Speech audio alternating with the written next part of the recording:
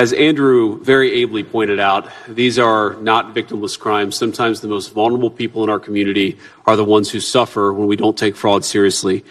One of the cases that was part of Colin's series of indictments last week in Minnesota stood out to me, and I think highlights how particularly egregious some of these fraudsters can be.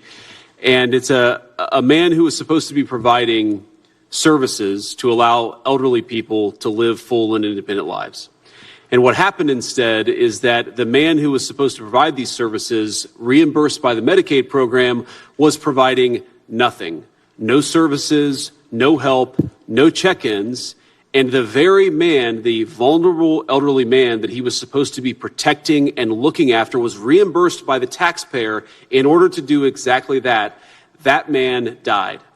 And one day before he died, after months of being neglected by the caretaker who was getting reimbursed by the American people, one day before he died, he submitted his final reimbursement for services he never provided for a man he never cared for.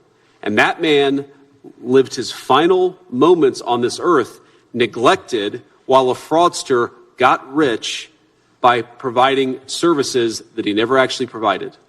That's what we're trying to stop, ladies and gentlemen. That's what we have to fight back against.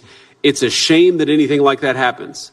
But if it does happen, the only way to protect those people and the only way to protect the American taxpayer is to ensure that the fraudsters go to prison and that they stop this ridiculous scam on the American people.